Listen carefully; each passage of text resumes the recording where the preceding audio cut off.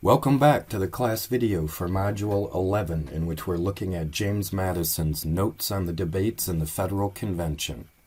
We're looking in particular at those portions of the debates that describe the nature of representation in the federal Constitution and which produce those two key clauses that describe the selection of the members of the federal legislature. Article 1, Section 2, Clause 3, which describes how representatives in the House of Representatives are elected, and Article 1, Section 3, Clause 1, that describes the selection of senators from each state. In the first part of class, we walked slowly through the first couple pages of the reading in order to set out these three foundational concepts, these three answers to the question, what do federal legislators represent? What is the sovereign authority that gives them power to act? One answer, which is the principle of the Articles of Confederation, is that the states are represented in the federal legislature, that the states are the contracting agents, and that the people in the states have to work through their corporate body in order to act in the federal arena. The other two answers are familiar to us from looking at the New York Constitution and thinking about the state constitutions written during the Revolutionary period. Another answer is what's represented by legislators? The people are represented. And that, of course, is the answer that's consistent with Tom Paine's portrait of a natural government in common sense. But another answer to the question, what should legislators represent, is property. And that, of course, is represented in the bicameral legislature of the New York Constitution, in which you have a popular house, the Assembly, and then you have a house that represents wealth, the Senate. So these three foundational concepts, each of which is an answer to the question, what do representatives represent? Because the first answer, states, is the mode adopted by the Articles of Confederation, then we have this kind of binary choice, the states on the one hand, or people or numbers on the other hand. Or that is a change to the prevailing mode in the Articles of Confederation.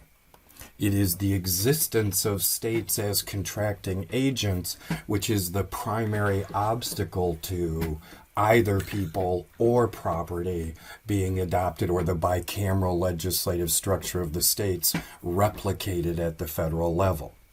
Okay. Having laid out the basic concepts, then, we can return to the text, pick up where we left off with the next day's session, where they pick up the debate, and we can start to construct the solution that the framers adopted and that we ultimately find in the language of the federal Constitution. So let's turn now back to the text. If we pick up where we left off last time, we find that in the very next day of debate within the convention, the basic pieces of the final compromise that would emerge in the final text of the Constitution were offered to the convention. At the bottom of the left-hand column of 4, Roger Sherman of Connecticut proposed that the proportion of suffrage in the first branch should be according to the respective number of free inhabitants, and that in the second branch, each state should have one vote and no more. Now, Madison's use of the word branch here can be a little confusing because we're used to thinking of the branches of government as legislative, executive, judicial, and of course what Sherman means here are the houses of one branch, the legislative branch. That is what will become the House of Representatives and the Senate. But the basic logic of the compromise is readily apparent. We have two sides of this debate, one side that wants to continue with the method of voting under the Articles of Confederation. We have this other side of the debate that wants a more equitable proportion of voting power in the national government. We have a bicameral legislature, two houses within the legislative. Why not just give each side of the debate one of those houses to construct according to their principles? Now, he doesn't get to quite the final version of the Senate. Of course, we'll end up with 2 senators from each state, each one getting to vote for themselves, rather than the one vote per state as he proposes here. But the basic logic of that compromise seems self-evident. Now, there is a remaining problem of what would be the principle of that more equitable proportioning of voting power. Sherman proposes respective numbers of free inhabitants, which of course denies the other contending principle, the principle of property. So we see on the right-hand column of 4, John Rutledge proposing in place of respective number of free inhabitants, Rutledge proposes according to the quotas of contribution. And that is a reference, of course, to the debt obligation or the taxation obligation of each state. If we're going to have to pay so much, a certain percentage into the national debt, then we ought to get that percentage of representation. But even here on this debate, that is, which would be the more equitable basis? What would be the basis of a more equitable proportioning? Should it be personhood or should it be quotas of contribution or property? We also find here on the next day of debate on June 11th something very close to the final compromise formula and the very next proposal by James Wilson. Madison writes, on the motion of James Wilson, seconded by Mr. Pinckney, this was postponed in order to add after the words equitable a ratio of representation the words following, in proportion to the whole number of white and other free citizens and inhabitants of every age, sex, and condition, including those bound to servitude for a term of years, and 3/5 of all other persons not comprehended in the foregoing description, except Indians not paying taxes in each state.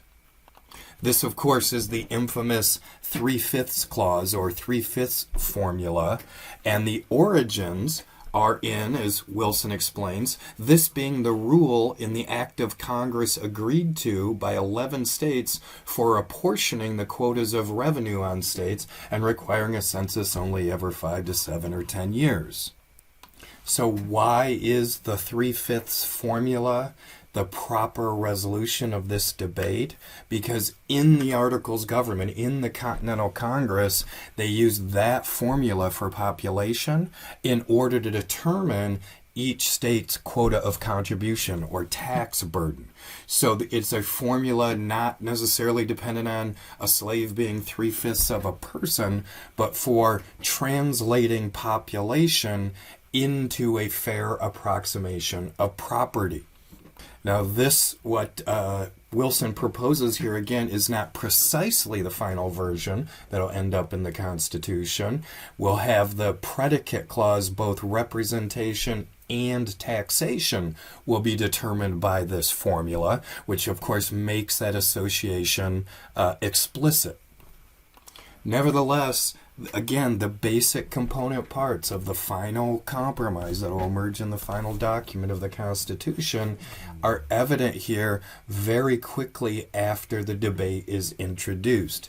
So the kind of looming interpretive question is, why did it take them so long to arrive at what must have seemed like a pretty obvious compromise formula?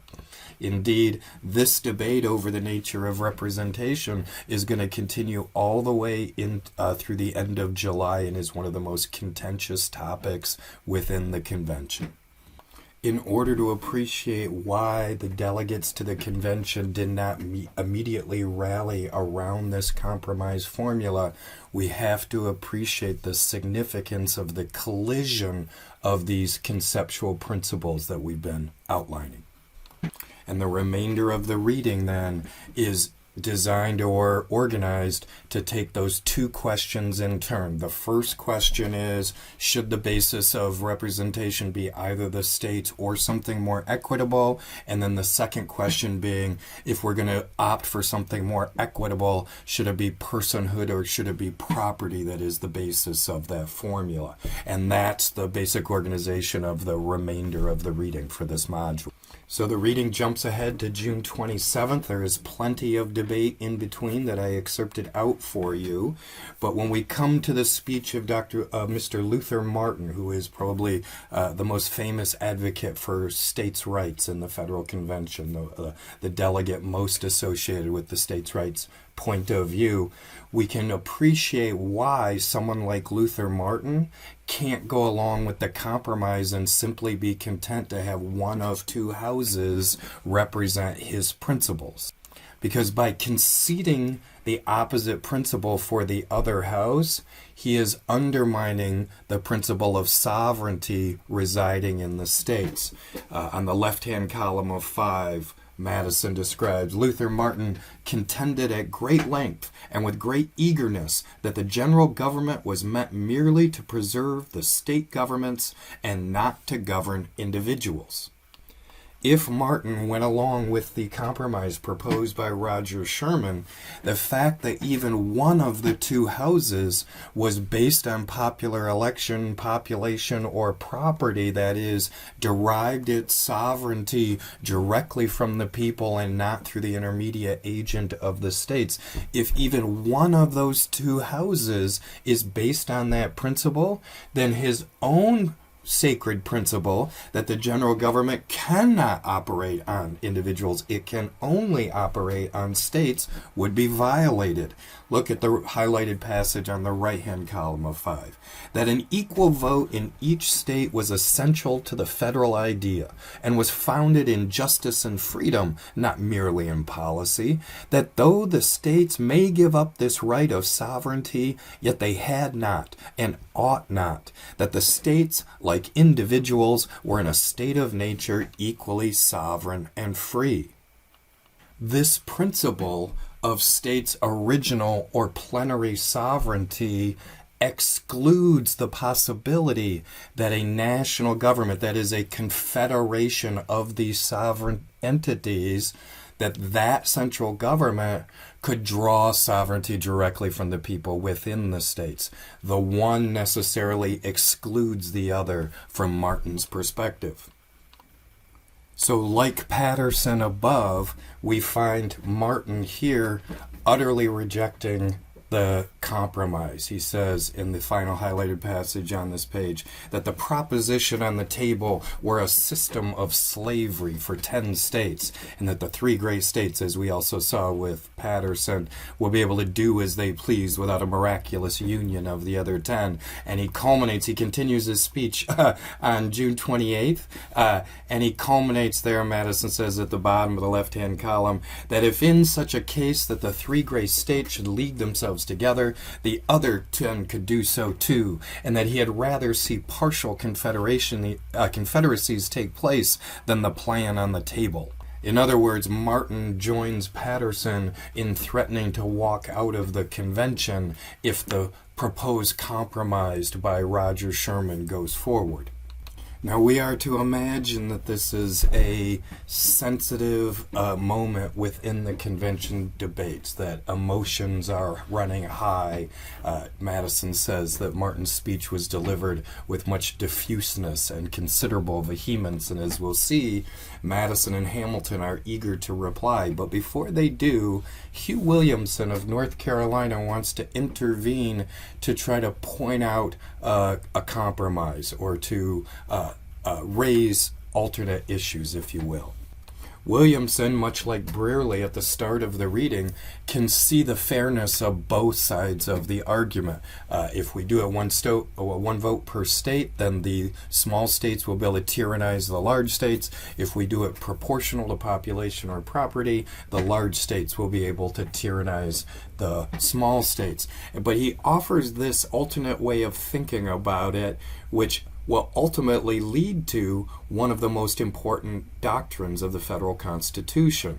Madison writes, Mr. Williamson thought that if any political truth could be grounded on mathematical demonstration, it was that if the states were equally sovereign now and parted with equal proportions of sovereignty, that they would remain equally sovereign.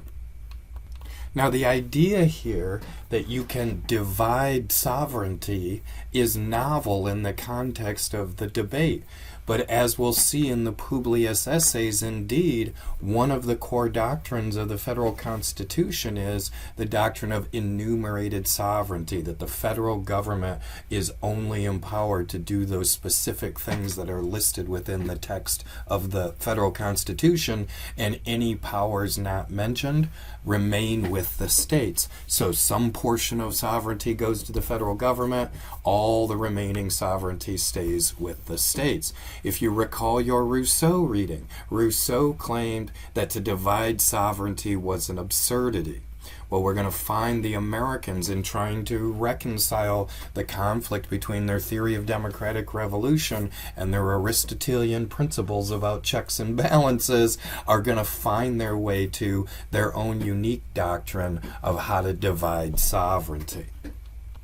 But Williamson raises another issue as well in the second highlighted passage. Madison writes, "He begged that the expected addition of new states from the westward might be kept in view. They would be small states. They would be poor states. They would be unable to pay in proportion to their numbers, their distance from market rendering the produce of their labor less valuable. They would consequently be tempted to combine for the purposes of laying burdens on commerce and consumption, which would fall with greatest weight on the old states." Now, in pointing to westward expansion and the addition of new states, Williamson is prescient. Indeed, one of the primary axes of American politics for the next century after the founding is western states versus eastern seaboard states.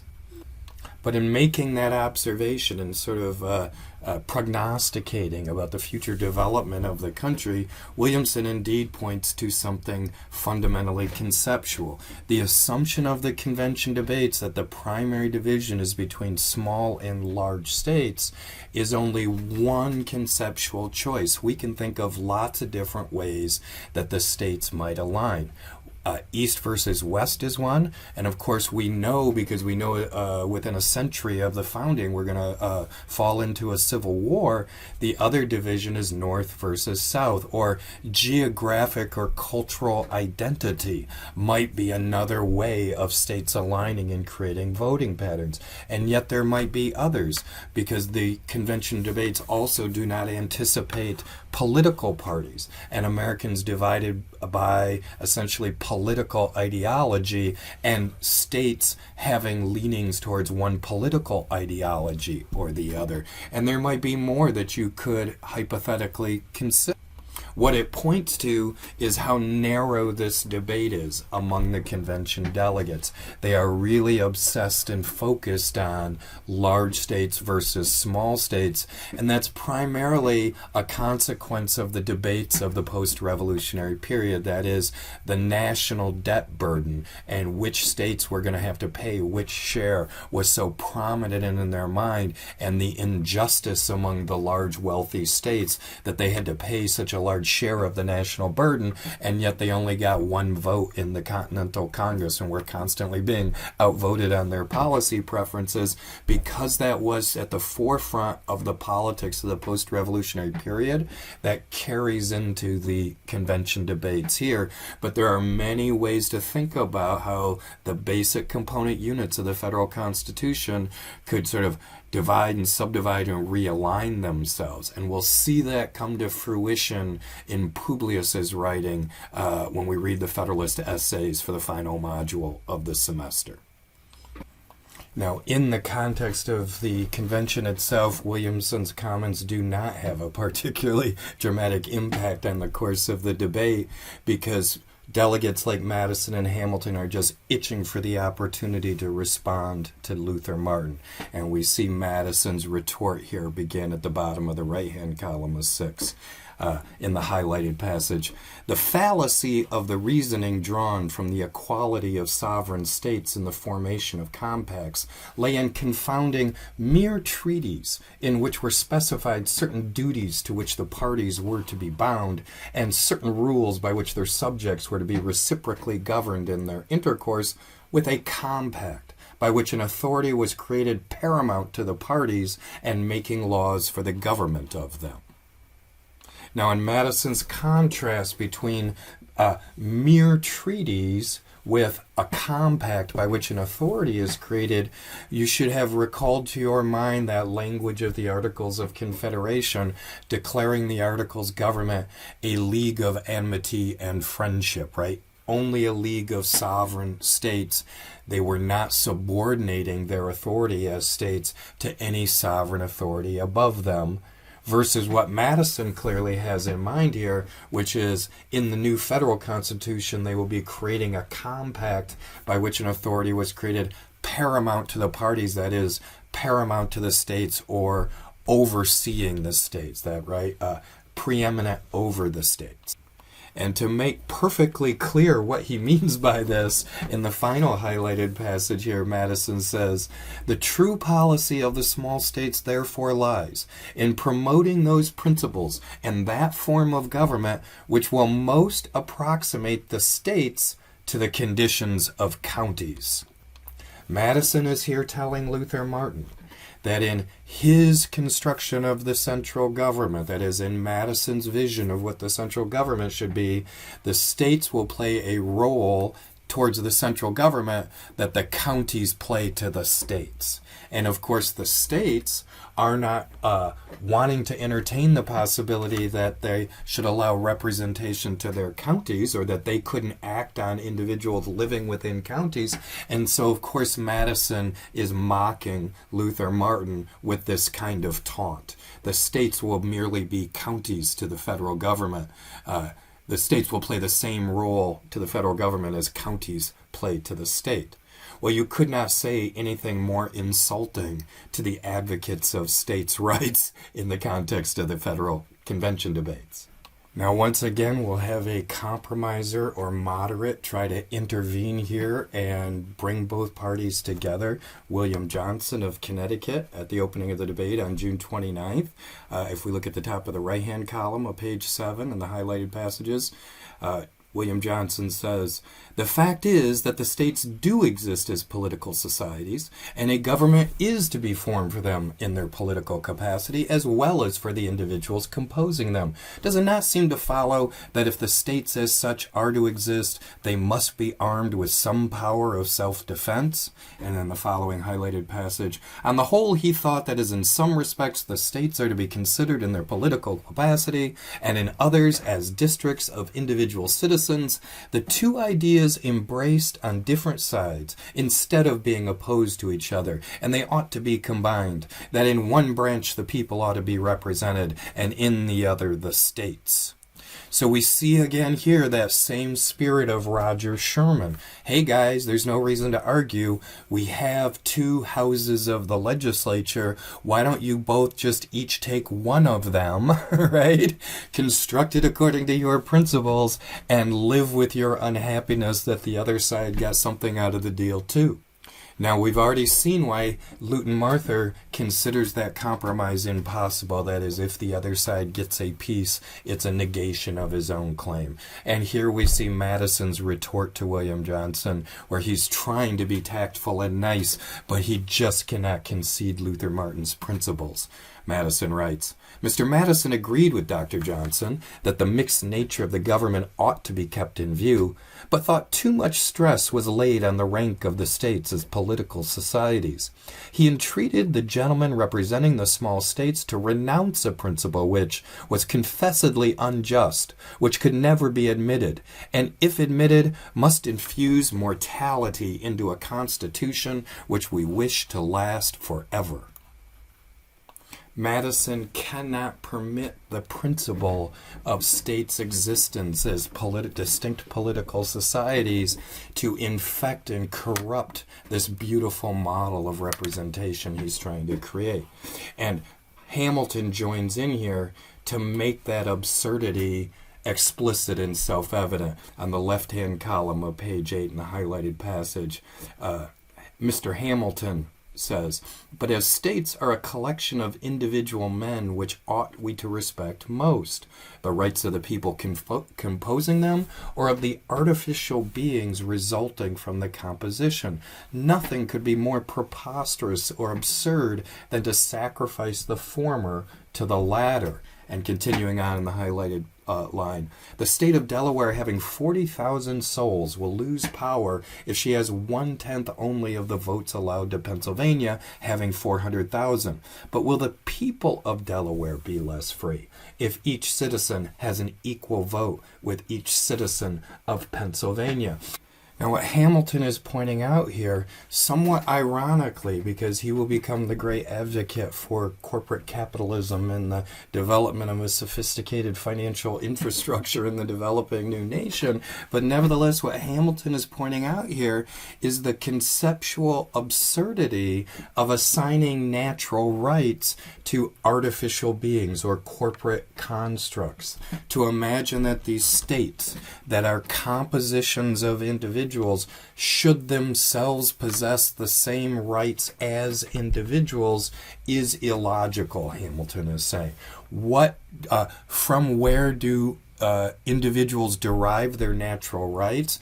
It's from their natural composition, because you have a body, if you recall John Locke, because the way God made you, he made you as a property-making machine. Your rights derive from the natural law that you are subject to. A state can't get hungry, right? A state doesn't need food, clothes, and shelter. A state can't have these biological impulses that define our role in the world.